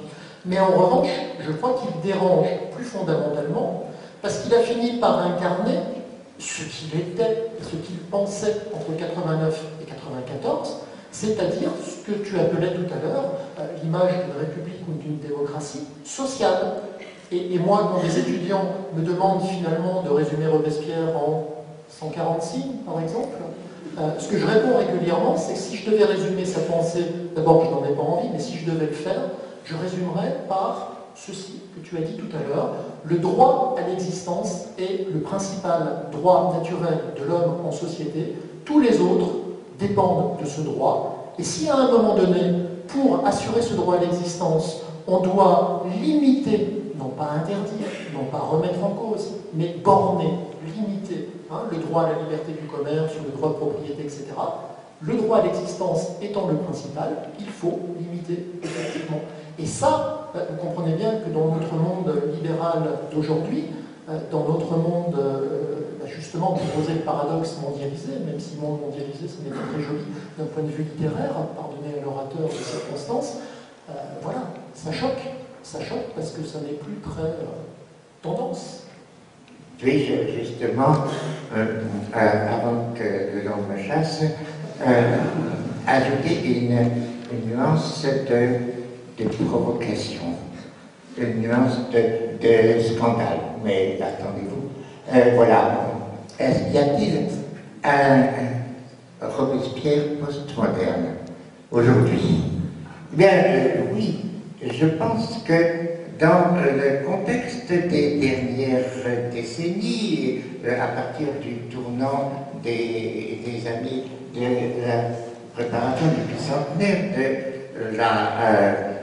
de la Révolution, on voit dans les médias, dans les formes d'expression, se dessiner, s'esquisser une sorte de nouveau portrait qui pourrait paraître s'inspirer de ces nouvelles études qui ont été menées par les jeunes chercheurs comme Antoine Delbecq et d'autres encore sur le corps.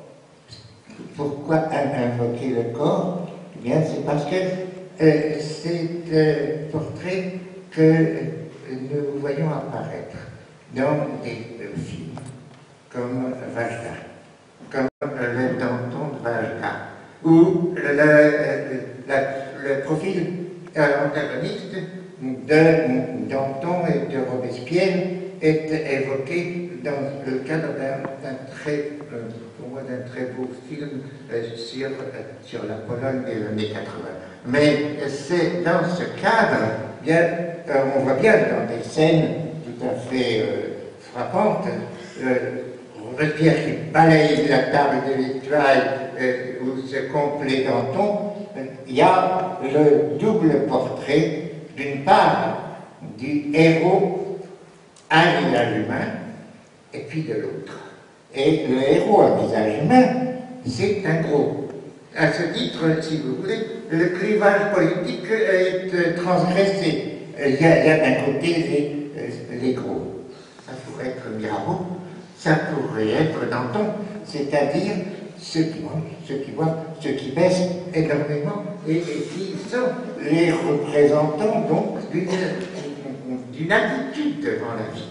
Et en face, eh bien, c'est l'épistoire. Et Robespierre, blanc et livide, là, alors nous avons une illustration que je vais résumer en 2 mots, mais qui est extraordinaire. C'est le roman historique, mais qui se voulait fonder sur des documents précis, qui a été publié dans les années 80 par Dominique Jamais. Dominique Jamais, l'écrivain qui a fini par être un des responsables de la mise en place de la grande bibliothèque François Mitterrand. Mais ce n'est, je ne crois pas, sur la base de ce roman historique que peut-être vous n'avez pas tous lu et qui s'appelle Antoine et Maximilien ou La terreur sans la vertu. Antoine et Maximilien ou La terreur sans la vertu. Oh, rassurez-vous, je vais résumer en 2 mots. Robespierre était un détraqué doublé d'un érotomane qui a commencé sa carrière en dépucelant dans les greniers du collège Louis-le-Grand, son élève Camille Desmoulins, puis qui ensuite a poursuivi sa carrière en traquant au Palais Royal les petits ramoneurs savoyards qui sont une proie facile. Bon, je passe sur des trucs d'un détail intéressant, puisque sans doute nous trouvons que la Convention. Alors, arrive ce qui doit arriver, c'est-à-dire qu'il y a un beau gosse, c'est injuste. Robespierre en devient éperdument amoureux, mais Saint-Just a une sorte de fidélité hétérosexuelle qui l'attache à la Sainte Amarante. Et que fait Robespierre? Il envoie la Sainte Amarante à la guillotine. Bon, alors, rassurez-vous, je vous présente la fin. La fin, eh bien, ça se passe à la Convention, au Thermidor. Et il y a un type avec un pistolet qui apparaît. C'est celui qu'on a qualifié comme le gendarme Belda ou Belda, etc. En fait, c'est Saint-Just. C'est Saint-Just. Là, le Thermidor, c'est l'histoire d'un crime passionnel. Alors, je n'aurais pas donné à cette évocation plus d'importance qu'elle a si elle n'était représentative de cette vision, puisque dans le roman, l'une des scènes essentielles, enfin les plus spectaculaires, c'est le repas, c'est l'orgie des indulgents, des Girondins indulgents antonistes, chez un traiteur du Palais Royal, et qui s'exprime par un concours de queue. Concours de queue dans lequel le pauvre Camille Desmoulins, décidément bien maltraité, fait pas le figure, mais où le vainqueur toute catégorie, c'est Danton. Danton, dont l'éjaculation olympique s'écrase sur le verre sans teint, derrière lequel se cache, blanc, livide, qui ça? Robespierre. Là, nous avons, si vous voulez, cette expression, la plus caricaturale, mais de ce qui, dans un terme plus sérieux, s'exprimait chez Majda, les uns et les autres, les héros à visage humain contre l'image donc d'un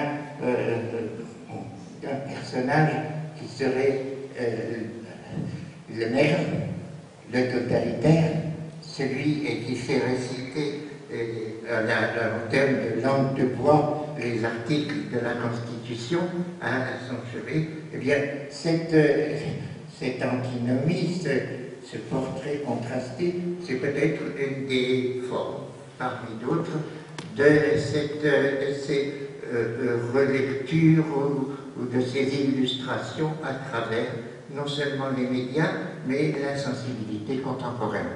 Quand je rends la parole pour ce qui concerne le problème des rues, mais je tenais en tant que provençal, aixois, sans vouloir m'immiscer dans les affaires de la grande métropole marseillaise, à faire un appel vibrant pour la défense des derniers Gaulois. Les derniers Gaulois de la place Robespierre à Mazargues. Les Gaulois de la place Robespierre à Mazargues sont depuis 1999, mais encore plus aujourd'hui, en 2014, menacés par une demande, j'allais dire, d'expulsion. J'avais participé à l'inauguration de cette jolie place de Mazargues, qui avait été accompagnée d'un frugal banquet civique. Dès 1999, il y avait des demandes de remise en question de cette dénomination, la position d'une plaque indiquant que Robespierre avait été le soutien d'un régime tyrannique et de terreur, et aujourd'hui encore, dans l'offensive des débaptisations projetées ou en cours, on a demandé la suppression de la place Robespierre, qui serait la dernière forteresse du robespierrisme dans le pays. Mais jusqu'à présent, le maire Jean-Claude Gaudin a refusé de prendre une position, et en tout cas de décréter la débaptisation. Alors, rendez-vous un de ces jours, si vous voulez, place Robespierre, à Mazargues.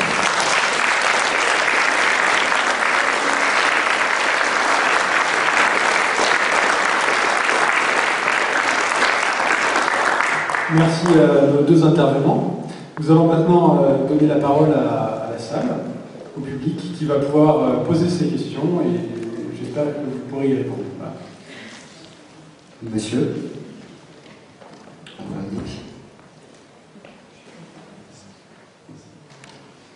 Bonjour, merci pour la conférence. Donc j'ai lu le livre de Fred Vargas. C'est des parties que j'ai bien aimées, la partie justement décrivant le club Robespierre, avec surtout ce qui m'a frappé, c'est l'idée qu'on puisse reconstituer tous les débats qui ont eu lieu durant les 29 plus 22 mois que vous avez cités de la Constituante et de la Convention. Donc la première question que j'avais, c'était comment se fait-il qu'on dispose d'archives aussi complètes?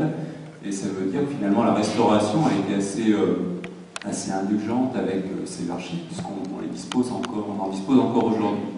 Et puis pendant que j'ai la parole, j'avais une deuxième question, c'est est-ce qu'on dispose de telles archives pour le comité de salut public, c'est-à-dire des archives un peu détaillées, parce que finalement vous dites Robespierre c'est qu'un membre parmi les autres, mais on sait bien que dans un groupe, il y a forcément des leaders, il y a des oppositions, il y a ceux qui finalement entraînent le groupe, et on ne peut pas négliger quand même la phase de la terreur, où finalement on s'en prend non seulement à des opposants politiques, mais aussi finalement à des gens relativement, des gens de la rue finalement, simplement qui peuvent exprimer une opinion, qui sont dénoncés. Enfin, c'est un peu ce que j'ai cru comprendre de la terreur, c'est-à-dire qu'effectivement des citoyens ordinaires peuvent être dénoncés, peuvent être guillotinés. Donc c'est quand même une phase très très très très sombre de notre histoire. Excusez-moi, on peut regarder des questions simples. Voilà. Donc première question, comment se fait-il que je crois que la première était assez claire, hein, c'est-à-dire comment se fait-il que la Restauration a gardé l'ensemble des archives de la Révolution? Est-ce qu'il existe des archives claires du comité de salut public qui permettent d'identifier qui sont les leaders et finalement qui sont les responsables de la terreur? Alors, je vais répondre, mais Michel Vauvel pourrait le faire aussi tout autant. Je vous rappelle que la Révolution française crée les archives nationales et crée les archives départementales. Donc c'est le début de la création, accessoirement aussi du patrimoine, même s'il faudrait parler de patrimoine et vandalisme, mais là, ça nous entraînerait sur un tout autre sujet. Donc, en tout état de cause, pour la Convention nationale, on possède évidemment tout ce qui s'est dit dans toutes les séances de la Convention et avant, bien sûr, des deux assemblées précédentes, tout simplement parce qu'il y avait, parmi les députés, certains d'entre eux étaient nommés présidents de la séance, d'autres secrétaires, donc il y avait des secrétaires qui prenaient en note absolument tout ce qui se disait. Et il y a eu dès le XIXe siècle un effort de publication lancé qui se poursuit encore aujourd'hui, de ce qu'on appelle les archives parlementaires, c'est-à-dire qu'aujourd'hui on en est à 101 tomes, je crois, 101 ou 102, j'ai oublié, donc une centaine en tout cas de tomes qu'on peut consulter, et tout le début est numérisé, donc c'est accessible sur Gallica par exemple. Donc il est assez facile de voir ce qui se disait dans les séances de la Convention, d'où l'idée de Fred Vargas, de cette société robespierrote, simplement elle l'imagine de façon complètement loufoque, c'est-à-dire des gens qui se réunissent une fois par mois, je crois, mais j'ai peut-être pu l'oublier, qui se mettent en costume et qui rejouent les séances. Inutile de vous dire que ce n'est pas tout à fait ce que nous faisons, mais ça c'est un autre débat. Alors, s'agissant de la seconde question, là la réponse est... Pourquoi la restauration, finalement, même, je dirais qu'on a quand même une réaction assez forte. Oui, j'entends bien. Pourquoi est-ce qu'on n'a pas détruit les archives? Parce que je crois que tout prosaïquement, la Révolution française avait aussi, en créant les archives nationales, récupéré les archives royales, les archives des intendances, etc. Et qu'on allait vers un mouvement de préservation des archives qui était déjà ancré en France, mais aussi dans d'autres pays, et qu'il m'est venu à l'idée, j'imagine, de personnes de détruire les archives de la Révolution parce qu'elles venaient de la Révolution. Je pense que c'est aussi simple que ça. Simplement, faites attention, on pourrait dire, oui, mais la Restauration a envie qu'on ne revienne pas à une révolution, donc on devrait tuer le souvenir, etc., etc. Sauf que, je vous rappelle qu'à l'époque, les archives, ça n'est pas un endroit où il suffit d'arriver le matin à 9h avec une carte des archives nationales pour rentrer et consulter les archives. Ce n'est que beaucoup plus tard que ça a été ouvert largement au public. Donc il n'y avait pas de danger à les conserver, il n'y avait pas de danger politique. Donc je crois que la réponse elle est là. S'agissant en revanche du comité de salut public, alors là, bien sûr, nous historiens, nous sommes absolument désolés, pour une raison que vous allez comprendre très vite, c'est que le comité de salut public ne tenait pas de procès-verbal de ces séances. Donc nous ne savons de ce qui se fait au comité de salut public que deux choses. La première, incontestable, et pour cause, c'est ce qui sort du comité de salut public. Alors ce qui sort du comité de salut public, ce ne sont pas des lois, puisque le comité n'est pas un pouvoir législatif, ce sont ce qu'on appelle des arrêtés, mais des arrêtés qui à un moment peuvent avoir quasiment force de loi, donc ils sont importants. Donc les arrêtés, le comité de salut public, considérant que tatati tatata, considérant que tatati tatata, arrête que article 1, article 2, article 3, et ensuite il y a des signatures. Bon, un des problèmes des historiens, c'est de décrypter qui signe quel texte, etc. Sauf qu'on sait, comme dans la plupart de groupes de ce type, que les signatures se donnent aussi de confiance. Donc ça nous sert en gros à voir qui était là, qui n'était pas là. Ça ne nous sert pas forcément à voir qui a fait l'arrêté. Même si on a des manuscrits où on peut reconnaître des écritures et déterminer qui a fait quoi. Bon. Ensuite, en revanche, nous n'avons pas les débats. Et nous avons donc, deuxième élément, ce qu'en ont dit les membres du comité de salut public dans leur mémoire, forcément a posteriori. Donc on le sait via Carnot, on le sait via Barrère, un petit peu, mais pas tant que ça, Billaud-Varenne, etc. Sauf que là, on est dans du matériau qui est hautement piégé, puisque évidemment c'est après l'élimination de Robespierre, de Couthon, de Saint-Just, et que ça devient effectivement à prendre avec des pincettes. Alors du coup, qu'il y ait eu dans ce comité de salut public, à un moment donné, des rivalités, et pourquoi pas des clans, ça j'y crois volontiers. En revanche, il ne faut pas les surinterpréter, et comme on l'a fait parfois, en disant qu'il y avait une espèce de droite du comité, une espèce de gauche du comité, et puis Robespierre au centre. Bon, ça je n'y crois en revanche pas beaucoup. Mais voilà, on ne sait pas pour le comité, c'est un des trous noirs. Il y a eu un ouvrage récent d'un historien du droit sur le comité de salut public, un gros ouvrage qui n'est pas très très bon. Je n'ai rien contre les historiens du droit, c'est pas ce que je veux dire, mais qui n'est pas un ouvrage d'historien et ça se sent, et qui montre quand même comment fonctionnait ce travail du comité. C'est un vrai travail administratif. Alors ensuite, s'agissant de la terreur, alors ça c'est une question qui nous entraînerait très loin. Je crois qu'il faut distinguer de toute façon deux types de répression. La répression politique elle-même au sommet, et là j'en ai dit un certain nombre de choses dans mon ouvrage le plus récent, La liberté ou la mort, mourir en député, c'est-à-dire que j'ai montré comment en fait l'élimination d'un certain nombre de députés, ils sont quand même pas loin de 100 membres de la Convention à périr de mort violente, de mort non naturelle si vous préférez, dont les 2 tiers exécutés. Donc il y a 2 lectures à en faire, soit une lecture type 21e siècle, je te coupe la tête, tu me coupes la tête, nous nous coupons la tête. Autrement dit, une version politicienne, comme on dirait aujourd'hui. Alors ça ne m'intéresse pas en tant qu'historien.